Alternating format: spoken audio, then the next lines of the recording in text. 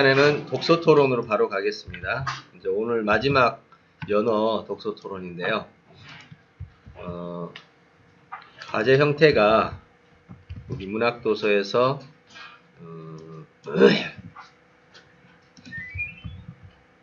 분석형 토론이죠. 그래서 오늘 내용을 같이 한번 볼게요.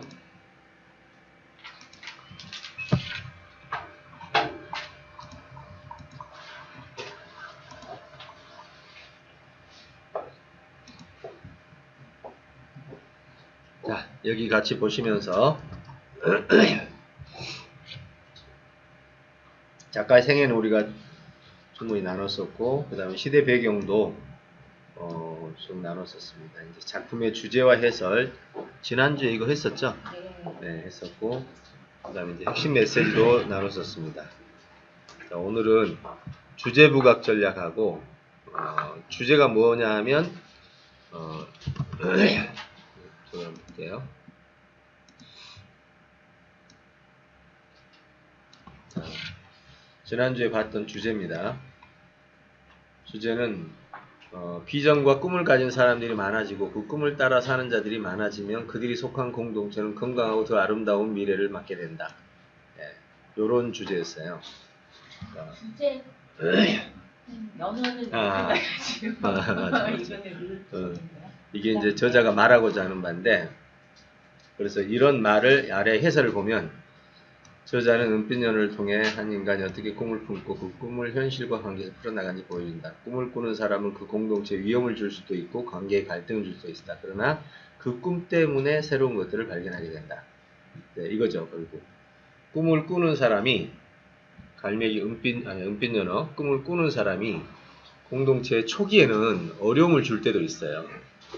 그렇지만 결과적으로는 그렇게 꿈을 꾸는 사람들이 세상을 살리고 그 공동체를 유익하게 한다는 거죠. 그래서 그 공동체의 건강한 미래를 만들 수 있다. 이런 내용들이 바로 이 이야기의 핵심입니다. 자, 그렇다면 핵심 메시지도 자유주의 꿈과 그 가치, 그 다음에 삶에 대한 가치의 발견, 그리고 삶의 이유에 대한 발견, 삶과 죽음의 초월적 가치. 이 부분 지난번에 얘기를 좀 덜 했었는데, 은빛연어가 징검다리를 지나서 얕은 물가로 오잖아요. 그때 거기서 이제 물은 물이고 땅은 땅이다라고, 물 밑으로 땅이 안 보였잖아요. 대양에서는. 근데 얕은 물로 오니까 물과 땅이 결국은 하나더라.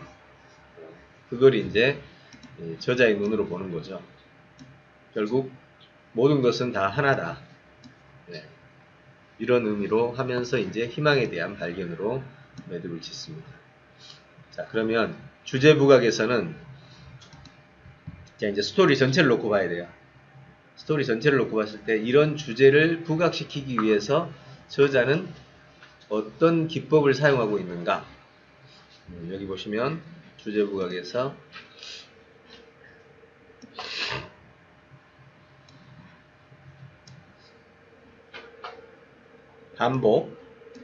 반복은 소설에서는 기본적으로 쓰는 원리예요. 무조건 써요. 반복은 다 씁니다. 단지 단순 반복이 아니라 강화 반복이죠. 좀 더 세분화되거나 좀 더 단계가 올라가는 강화 반복이 됩니다. 그 다음에 대조는 항상 그 아군과 적을 갈등 구조하고 좀 유사하죠.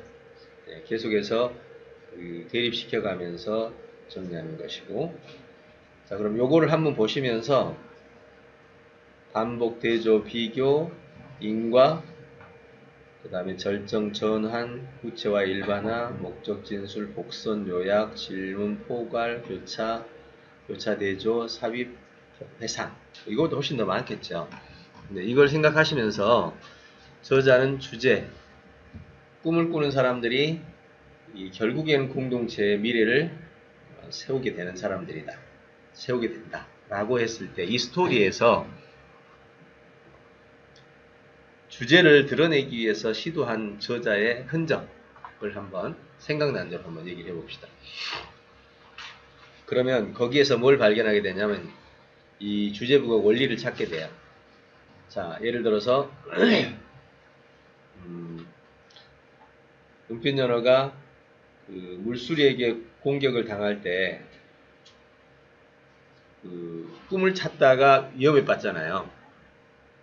꿈을 찾다가 위험에 빠집니다. 자, 그 부분은 여기 어디에 속할까요?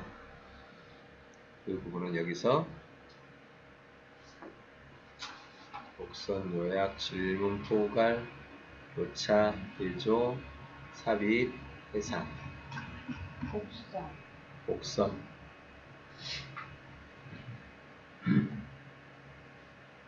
지금 은빛연어가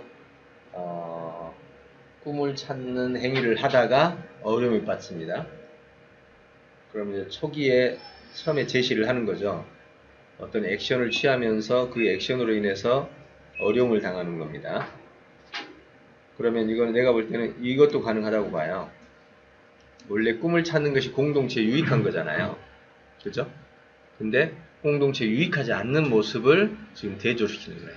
초기에. 그리고 뒤에 가서 꿈을 찾는 것이 얼마나 유익한가를 대비시키면서 결국 이 두 개를 극적으로 연결시키는 거죠. 이게 이제 대조 기법이죠. 스토리에서 대조죠. 근데 보통 그 주인공의 대립적 구조, 갈등 구조에 가면 주인공의 선의와 악당의 악의가 만나잖아요. 그건 계속 따라다니잖아요. 네, 계속 따라다니는데 이런 경우는 스토리 전체를 반토막 내면 한쪽은 비전을 통한 공동체 유익, 한쪽은 비전을 통한 공동체 손실. 어때요? 이렇게 정리가 되죠. 자, 이렇게 스토리를 가지고 생각을 해보면 그러한 형태가 나타날 수 있죠. 자, 또 다른 누가 우리가 스토리에서 가장 강조했던 그런 부분들 하나만 꺼내보세요. 일단 어디? 저는 이제 배경인데. 예, 강에 들어왔을 때. 예. 반복과 대조가 연속적으로 일어나는 거거든요. 예를 들어 누나는 은빛연어에게 배경이 되고, 또 아버지도 은빛연어의 또 배경이 되고, 또 강물은 또 연어의 배경이 되고, 어둠은 별의 배경이 되고, 또 땅은 꽃이 배경이 되고, 디딤돌은 사람에게 배경이 되고, 부모 연어는 연어에게 배경이 되고, 모두 서로에게 배경이 되고. 근데 이제 그건 반복되는 전체적으로 많은 배경이 돼 있어요. 그렇죠. 네. 유사성을 가지고 계속 반복하는 거. 네. 유사한 형태를, 유사하거나 동일한 요소들을 계속 반복시켜주는 반복 기법으로 볼 수 있겠죠. 또 다른 표정이 있어요. 너무 더운 것 같아요. 써버려도 돼. 이제 따뜻했어. 자, 스토리 하나를 일단 짚어요. 주제가 될 만한 스토리. 어디가 주제가 되겠죠? 지금 몇 군데 있잖아요. 예를 들어서 은빛연어가 아빠의 과거를 발견하면서 즉 역사를 보고 나서 자신의 포지션을 알게 되죠. 또 징검다리를 가지고 인간이 막아놓은 그 수로로 가지 않고 폭포를 뛰어넘잖아요. 다 지금 주제와 관련된 것들이에요. 그러니까 아버지 회상을 통해서 과거와 현재를 연결하는, 그래서 이제 회상 원리를 이용했죠. 그 다음에 회상 원리 안에서 역사를 발견하는 모습. 그렇죠? 또 하나는 인과관계라도 볼 수 있는 것은 아버지가 그걸 결정을 내려줬기 때문에 또 자신도 이렇게 이 주제 부각 전략을 찾을 때는 사건을 설정하고 그 사건에 대해서 이 사건이 어떻게 구성되어 있는지를 요걸 한 번만 보여주면 되거든요. 이렇게 한 번만 보여주면 이런 게 있구나라고 생각하면서 이제 계속 이 사건은 지금 어떤 개념들이 사용되고 있는가 하는 것들을 계속 찾아가는 거죠. 사실 이것보다 더 많은 여기 나오지 않는 단어도 우리가 얼마든지 쓸 수 있어요. 이거 뭐 국어학자들이 만들어 놓은 그 선이라면 우리는 더 많은 개념들을 창조할 수 있죠. 역사를 발견했다.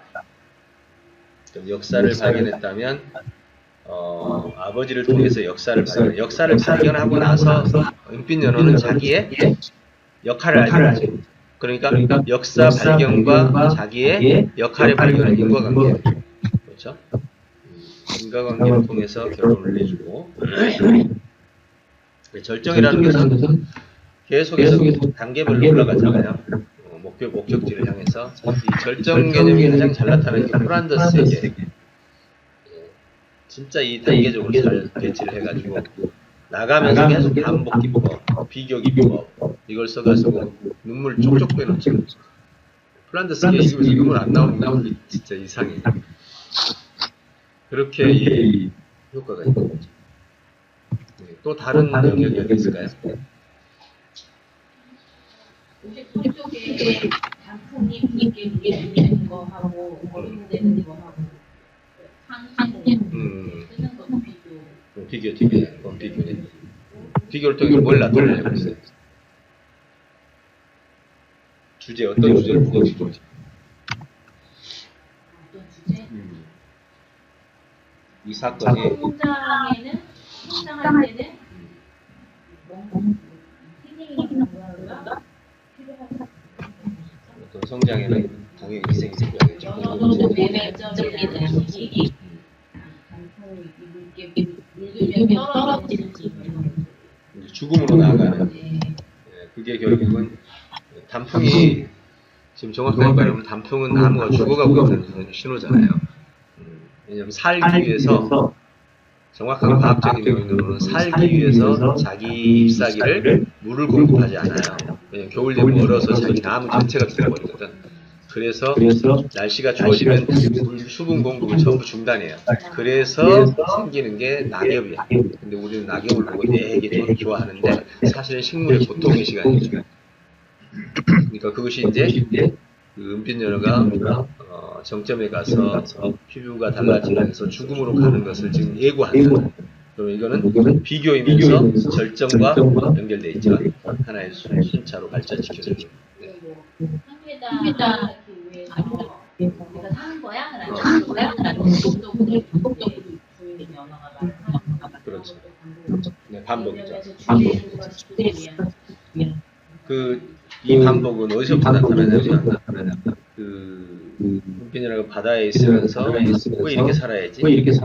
그 질문 처음부터 하잖아요. 그래가지고 자꾸 자기 마음대로 하려고 하는 그 생각 거기서부터 계속 반복되어서 나타나는 거예요. 그리고 이제 마지막 절정에 가서 내가 이 공동체 안에서 정말 올바른 공동체를 만들기 위해서 사는구나. 아를 낳고 하는 이 모든 일상적인 삶이 결국은 우리의 모든 삶의 정점이구나. 건강한 알을 낳아서 건강한 연어 미래를 만든다. 이거 반복의 연속. 그 다음에 절정으로 나가는 과정. 마음의 눈과 마음의 눈으로 가야 된다라는 맑은 연어를 좋아하나 하고 그런데 그 공동체에서는 마음의 눈을 안 보고 겉모습을 보고 그 자기 자신도 다른 연어의 눈에 의해서 있다. 그게 되게 재밌는 눈이 앞으로만 달리고 앞으로만 자기를 볼 수가 다른 연어들의 말을 듣고 자기가 그렇게 다른 모습인 거를 다른 말을 듣고 알게 되겠다. 마지막에는 마음의 전환도 있습니다. 그러니까 우리가 입체적인 인물하고 은빛연어가 입체적인 인물이라서 그러니까 뭐냐면 자녀를 뭐냐면 나를 낳고 죽는 것 이상의 의미가 있다고 생각했는데 약간 변증법적인데 다른 게 있다. 근데 이제 나중에는 나를 낳는 의미가 있다고 갔지만 근데 희망을 또 놓지 않잖아요. 그래서 이제 그 변증법도 발전해 나가는 구조를 가지고 있는 것 같아요. 의식이. 의식 수준에. 그 잡지기가 처음부터 나오는 거. 그거는 소설 생포함 아니지. 소설 내용. 소설 내용이 포함이 안 되는.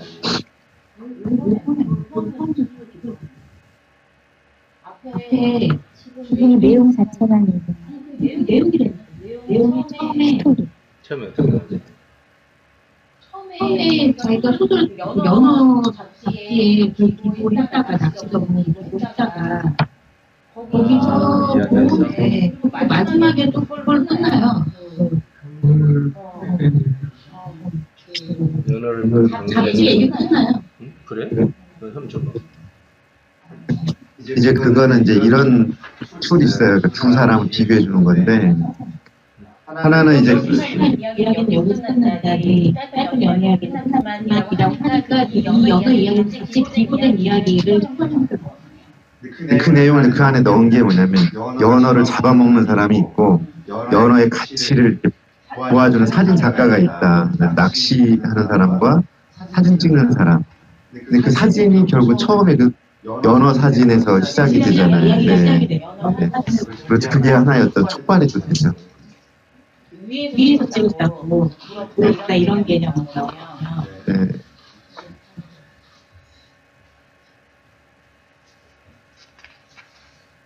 근데 이게 어른 왕자도 이런 하잖아, 스토리가. 아니, 자기 얘기를 하면서 어른 왕자 얘기를 풀어가잖아. 소설 기법으로 쓰는 기법이에요. 네. 원래 쓰는 기법이니까 초반에는 생각을 해야 돼요. 빼면 안 돼. 액자 안에 액자 그거 때문에 그런 거 있잖아요. 액자식 구성. 네,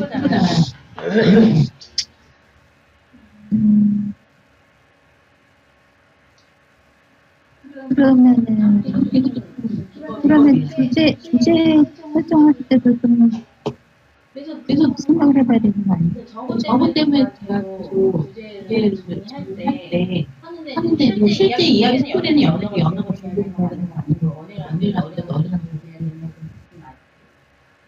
그러면은 이 주제도 원래 스토리에 맞춰야 되는 거예요. 주제 부각을 위해서 이거 쓰는 주제 부각에서 주제가 그 스토리의 주제를 해요. 근데 어쨌든 간에 우리가 이제 소설 분석하다 보면 가끔 그런 얘기를 해요. 진짜로 작가가 그 생각을 한 거예요. 교수님이 그렇게 해석을 한 거예요. 사실 작가가 쓸 때 우리가 분석한 만큼 생각을 못하고 썼을 수도 있어요. 왜냐하면 내가 연어 분석해 놓은 내용을 보면 저렇게 깊이 생각하고 있을까요? 이제 뭐 이런 얘기를 하는데 그거야. 저자만 알지. 그러나 이제 우리가 분석할 때는 이렇게 보는 거죠. 그 사람이 나에게 어떤 제안을 했어요. 상대방이 나에게 어떤 제안을 했어요. 그러면 그 제안은 그 사람의 머릿속에서 나온 거냐 아니면 삶의 배경에서 나온 거냐. 자, 어디서 나왔을까요? 삶의 배경이 그런 제안을 하게 만든 거죠. 그럼 삶의 배경은 또 어디에서 형성된 거냐? 그러면 결국은 그 당시 사회 구조에 따라서 형성됐단 말이에요. 그러니까 결국은 우리가 어떤 사실을 제대로 안다라는 것은 이런 거예요. 저자가 말하면서 이런 심리학자는 이러잖아요. 상대방이 말하는 거를 듣고 그 사람이 생각하지 못한 뒤에 거를 생각하잖아요. 심리학자는. 사회학자는 어때요? 우리는 사회적으로는 살아가고 있는데 우리 사회의 그 나의 모습이 나의 말에 나타나는 그 원인을 추적해서 사회에서 어떻게 이 나의 이 언어를 형성시켰는지를 나의 이런 태도를 형성시켰는지를 6.25를 통해서 아니면 광복절을 통해서 다 이걸 통해서 내게 형성된 걸 보여주잖아요. 나는 진짜 인지 못해요. 나의 이런 표현 하나가 내가 이게 지금 유교의 영향을 받은 거구나. 이건 유교의 영향을 받은 거구나. 모르는 사람 많아요. 그럼 작가가 어떤 표현을 했을 때 이걸 분석하는 사람들은 그 대상 자체, 사실 자체도 분석하지만 저자가 말하는 이것이 어디서 나왔는지를 추적한다니까요. 그게 비평가들이에요. 그리고 저자가 모르는 것도 그렇죠. 저자가 이 나오는 거예요. 말을 하고 있는데도 자기는 이 말이 어떻게 해서 나온지 모르는 거야. 그리고 이 말에 대한 더 세부적인 깊이 있는 심층적인 생각을 못 한다는 말이죠. 그게 중요한 거예요. 이런 것도 있는 것 같아요.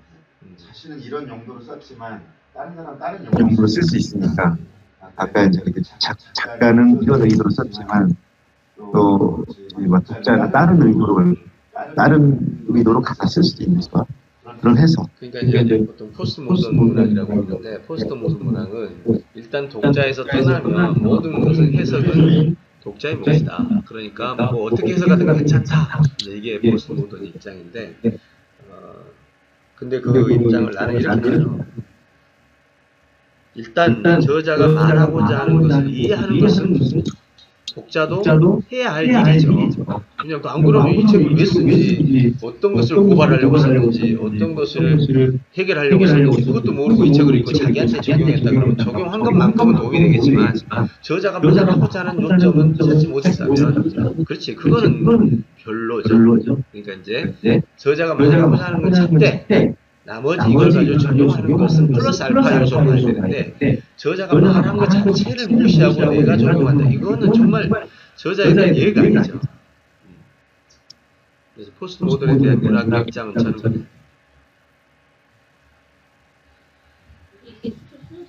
이런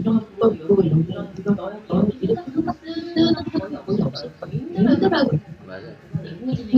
이 스토리가 그러니까 사람이 이걸 결정해놓고 썼느냐, 쓰다 보니까 이렇게 됐느냐, 이건 이제 두 가지 경우가 있어요. 기획을 한 사람은 처음부터 이렇게 기획을 해놓고 쓸 수 있어. 근데 일반적으로 스토리를 그냥 써나간 사람은 원래 스토리 속에 이런 게 나타나게 돼 있어.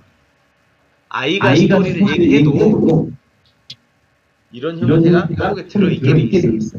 네. 그래서 이제 자기 먼저의 싸움인데, 그래서 이제 자연스럽게 형성된 이야기나 만들어진 이야기나 모두 동일한 구조가 들어있다는 거죠. 그래야 이야기가 재밌어.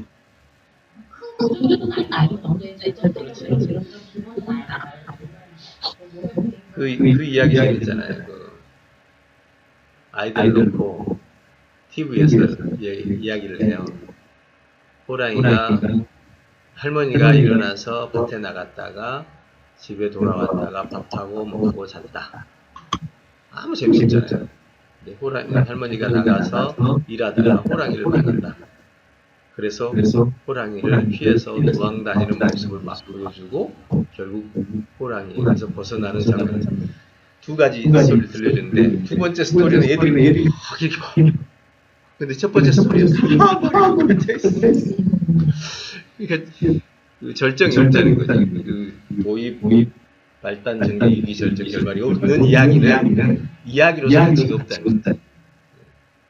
그러면서 거기다 이야기의 가치를 몇 개만 딱 넣어주면 사람들이 호기심을 끌어내는 거예요. 스토리화 시키라는 말이 그런 거죠. 자, 어쨌든 오늘 이야기 핵심은 주제 부각을 할 때는 찾을 때는 스토리를 보면서 주제를 드러내기 위해서 사용하고 있는 그 단계, 절차 등을 보면서 이것은 어디에 해당되는가를 계속 찾아보는 훈련을 하다 보면 나의 삶 속에서 내가 이야기를 할 때도 내가 지금 반복을 하고 있나? 네, 저기 인지언어 교재, 언어인지 교재 보시면 일부러 그 얘기를 해놨어요. 내가 중간중간에 뭐라고 했냐면 아마 같은 이야기를 다른 방식으로 나는 계속 반복해서 말을 한다. 왜? 새로운 이야기이기 때문에 한 번 들어가지고 이해가 잘 안 된다. 그래서 반복해서 내가 복선 용도를 이제 깔아갈 거다. 이제 아예 선포하고 깔아갔거든. 예, 의도적으로. 근데 이제 똑같은 얘기가 계속 나오면 사람들은 뭐야 같은 얘기잖아 이렇게 생각하거든. 근데 같은 얘기를 다른 사례를 들어서 다른 예절을 들어서 설명해 나가면 그때는 이제 학습에 도움이 되는 거죠. 이게 이제 주제 부각 원리의 요소다. 자, 여기까지 하고 그다음 자 여기서 이제 주제 부각 넘어갔습니다. 갈등 구조. 갈등 구조는 예, 이건 말로 설명할게요. 갈등 구조는 그 이야기 속에서 아까 말했던 호랑이가 나와서 위험한 상황이 발생하는 거. 예, 그런 상황을 계속해서 주인공과 악당과 선당과 악당을 대비시켜가면서 하는 거. 그 다음에 도시와 시골을 대비시키는 거. 이렇게 계속 대비시켜가면서 갈등 구조를 만들어가는 그걸 말합니다. 그 다음에 구성은 발단적 위기 절정 결말인데 이거는 여러 가지 형태로 나와요. 그 시작 경관 끝도 있고 발단적 위기 절정 결말도 있고 수사학적 방법도 있어요. 스토리에서 핵심을 찾아서 앞에다가 이야기를 붙여나가는 거죠. 그러면 이렇게 되겠죠. 첫 이야기가 우리가 일반적으로는 발단적 위기 절정 결말 그러는데 수사학적 방법은 그렇게 안 하고 꽃들을 희망을 해서 애벌레가 눈을 떴더니 나뭇잎에 있었다. 그래서 나뭇잎을 갉아먹고 있었다. 그러면 앞에다가 애벌레의 탄생이라고 제목을 붙이는 거예요. 이렇게 제목을 붙여가는 걸 수사학적 방법이라고 해요. 그리고 그냥 추상적 개념으로서 이 부분을 그냥 발단이라고 하자. 발단이란 말은 뭔 소리 하나도 모르겠잖아요. 이야기를 속에 들어와야 되고 지금 같은 방법은 주제를 빼가지고 제목으로 만드는 거예요. 그 제목을 연결시키면 스토리가 되는 거죠. 그걸 수사학적 방법으로. 그래서 그 방법이 훨씬 더 빨리 일을 할 수가 있죠. 근데 이제 발단전개 같은 경우는 이 스토리가 지금 어느 지점에서 시작됐고 어디에서 전개되고 있고 어디에서 이제 절정을 일단 발단하고 있고 요거를 이제 볼 수 있는 그 눈이 생기는 거죠. 같이 복합하면 안 되나요? 그렇게 할 수도 있죠. 그러니까 발단해서 방금 그렇죠. 탄생과 성장 이렇게 이제 묶고 갈 수 있죠. 그러니까 이게 둘로 나눠져 있는데 이제 수사학적 방식은 좀 더 세부적이에요. 제목이 좀 세부적이고 또 뒤로 가서 상위 개념도 있고 이렇게 해서 좀 세부적인데 이렇게 묶을 수는 있죠. 마지막으로 플롯입니다. 플롯은 이렇게 보면 되겠죠. 사건은 소사의 이야기글의 본질적인 요소로서 공간과 시간 속에서 발전합니다. 그래서 이게 인과관계적으로 배열된 것이 플롯인데 그 플롯은 흔히 말해서 뼈대라고 한다. 근데 그 모든 요소들이 서로 연결되면서 몇 가지 패턴을 만들고 있는데 바로 이런 식이다. 추구형, 돈키호테가 사랑을 얻기 위해서 추구하는 거, 모험형. 자, 이번 연어는 어디에 속하는지 한번 볼까요? 이게 중복돼 있어요. 연어는 추구형에 속할까요? 말까요? 속하죠. 네. 지금 계속 뭔가를 추구하는 과정이 계속 진행됩니다. 그 속에서 추구하는 과정에서 이용도 당하고 결과적으로는 꿈을 이루게 되는 모험. 연어 어때요? 예, 모험 들어있죠. 예. 그 다음에 추적은 없죠. 이건 추적은 없습니다. 구출 없죠. 탈출 없고 복수 없고 수수께끼 있나요? 이거는 뭐 저기 탐정 소설입니다. 라이벌 플롯은 하나 나오죠. 은빛 연어하고 그 대장인가? 네, 더 큰 연어. 네, 뭐 당장 그냥 라이벌은 아니면 그래도 이제 리더가 되면서 더 큰 연어와 대립 구조를 갖게 되죠. 네, 라이벌 플롯. 희생자 플롯 또 있죠. 예, 누나부터 시작해서 은빛 연어 때문에 계속 희생되는 플롯이 있고요. 유혹 플롯. 이것도 이제 자기 비전을 따르기 위해서 비전의 유혹을 가졌다라고 생각한다면 공간단 이야기. 그럴 수도 있죠. 쉬운 길. 예, 쉬운 길. 그죠. 네. 유혹이죠. 예, 완전 거기에 딱 맞네요. 근데 이제 플롯이라고 하면 전체 흐름을 아우렀을 때 플롯이라고 그러는데 그 하나의 상황만 가지고는 플롯이라고 하기 어려워요. 그래서 플롯은 전체 흐름 속에서 나타나는 거다 이렇게 봐야 돼요. 그 입장에서만 본다면 그건 하나 주제 부각이나 갈등 구조는 전체 흐름 아무 상관없이 부분 볼 수 있거든요. 그러니까 유혹하고 내가 지금 가야 될 거하고 이제 갈등 구조라고 볼 수도 있겠지. 예. 변신 플롯은 이것도 이렇게 억지로 맞춰본다면 그 은빛 연어의 그 젊은 시절 비전 찾는 거에서 그 성장하는 그런 비전으로 발전하는 변신으로 볼 수 있겠죠. 그다음 변모는 겪는 변화. 이건 변신 변모는 거의 이거는 서로 유사한 성수 플랫 맞죠? 전체적으로 성수 플랫이고 사랑 플랫도 들어있죠. 처음부터 끝까지 사랑 플랫 끼어가죠. 이건 없고 희생 플랫도 들어있죠. 이건 아주 희생 플랫은 아주 강하게 들어있죠. 그다음에 발견 플랫도 계속해서 비전을 따라가면서 발견해 가는 거죠. 이거 없고 상승건 몰라보고. 자 어때요? 이제 소설 보니까 읽어놓고 보니까 이게 다 있나 없나 알 수 있잖아요. 근데 이거를 익숙하게 훈련을 해두면 어떤 효과가 있어요? 내 삶에서, 우리의 스토리에서, 우리의 사회 주제에서 지금 우리가 어떤 플롯으로 가고 싶구나. 그럼 예측이 돼. 플롯이라는 건 예측이 가는 거예요. 그래서 이런 것들이 문학을 읽으면서 이런 기법들을 모르잖아요. 그럼 많이 읽고 몸에서 자동 체득될 때까지 읽어야 돼요. 우리 언어 배울 때 몰라도 그냥 오래 하다 보니 배우잖아요. 할머니 할아버지도. 근데 문법을 따라가면 진짜 짧게는 한두 달, 그죠? 길어봐야 1년 이내에 언어를 배우거든. 그거와 비슷한 거예요. 그래서 문학을 이렇게 분석적 측면에서 보게 되면 굉장히 짧은 시간에 문학도 이해하고 우리가 살아가는 사회도 이해하고 사람도 이해하는 굉장히 유익한 그런 분석이 가능하더라고요. 제가 이것 때문에 너무 도움을 많이 받아가지고 남한테 알려주기 싫은 기술 중에 하나입니다. 진짜. 나 이것 때문에 모든 효과가 대화, 교육, 모든 영역에서 다 사용돼요. 말 하나, 문장 하나, 단어 하나를 선택할 때 나는 글을 쓸 때 정말 생각 많이 해요. 그런 생각. 이 단어 쓰면 지금 자연스럽게 어느 쪽으로 생각을 끌어가는구나. 그러면 단어를 이렇게 바꿔야 되겠구나 하면서 글 쓸 때, 말할 때도 그 생각을 하고 있다니까. 둘 다 공부하면 어떻게 해요? 이제 그럼 이제 아주 심오한 싸움이 되는 거지. 나 이제 그렇게 해요. 그래서 이제 지금 상대방한테 어떤 걸 떠오르게 하고 싶어. 근데 너 이거 생각해봐. 이렇게 하지 않고 그와 비슷한 단어를 계속 던져주면서 말해서 그 생각을 해보게 돼. 알아보고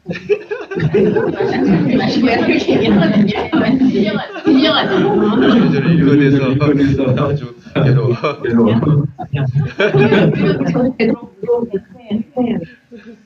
그래서 정말 정말 많이 받습니다. 자 오늘은 여기까지 진행하고요. 다음 주는요. 다음 주는 짧은 걸로 하겠습니다. 여러분 부담스러워하는 거 많아서 세상에서 가장 귀한 선물이라고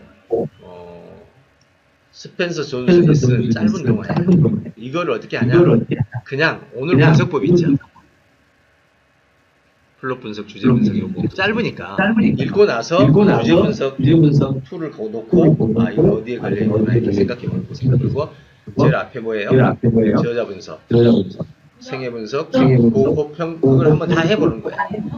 네, 한번 다. 글은 짧아요. 그러니까 요걸 가지고 이 스토리를 머릿속에 담아놓고 요걸 생각을 해보는 거예요. 그리고 거기다가 간단하게 기록만 해서 와가지고 그 데이터로 사진 올려주시고 처리해주시면 됩니다. 짧아요. 그렇게 해가지고 오늘 그 출석하고 과제하고 이런 거 다 체크해주시고 월말 결산해서 처리할 수 있게 그렇게 진행하도록 하겠습니다. 월 1씩 하려고 그렇게 합시다. 자 오늘 여기까지 마치도록 하겠습니다. 수고하셨습니다. 위원장님 이런 거 학생들한테 가르쳐주면 좋지 않겠어요? 너무 어렵는데. 근데 제가 여기 예. 그랬어요? 예.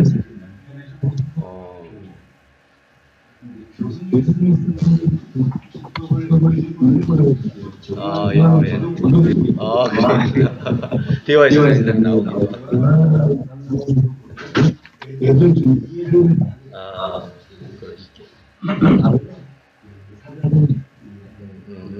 사연들. 그래서 사례를 듣다는 거예요.